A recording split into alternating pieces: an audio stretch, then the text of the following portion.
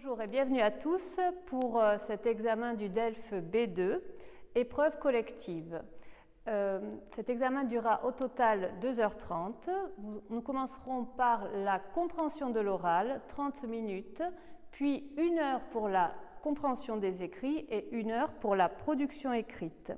Je vous rappelle que le DELF est un diplôme délivré par le ministère de l'Éducation nationale, c'est un diplôme officiel.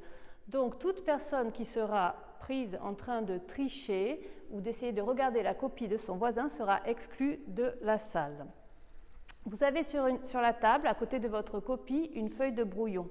Cette feuille de brouillon sert à la prise de notes. Elle nous sera restituée à la fin des épreuves collectives.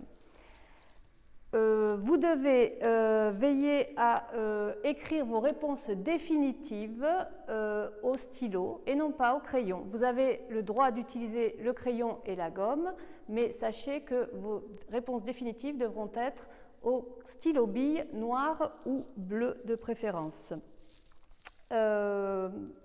Aucune copie ne sera évaluée si elle est rédigée au crayon à papier.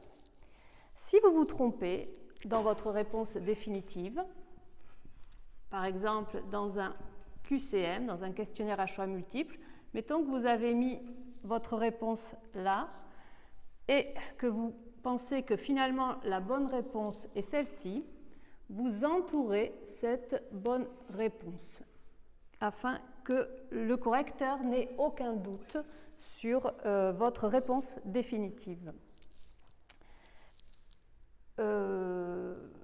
Je vous rappelle également que les brouillons ne sont pas corrigés, d'accord ? Ils sont simplement, on les récupère, mais ils ne seront pas corrigés ni visualisés par le correcteur, ils seront détruits.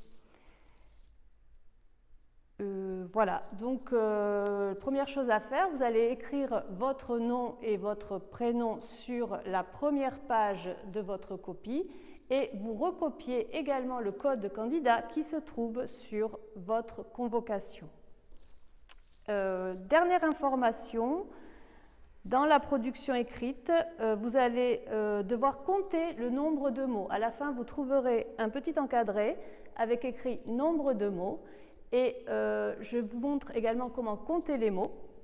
Donc, par exemple, une phrase comme « Je t'appelle », c'est 2 mots, car un mot est considéré comme tout ensemble de lettres entre 2 espaces vides. Donc, quand on a quelque chose comme « c'est-à-dire » avec des tirets, ça compte uniquement pour un mot. Donc, pendant la première heure d'examen, vous n'êtes pas autorisé à sortir de la salle. Éventuellement, si vous souhaitez sortir après la première heure, vous pourrez le faire accompagné d'un surveillant. Voilà, si vous n'avez plus de questions, je vais faire partir l'enregistrement audio pour l'épreuve de compréhension orale. Vous n'avez pas le droit de me poser de questions pendant cette épreuve, vous devez garder un silence absolu. Et je vous souhaite bonne chance pour les épreuves.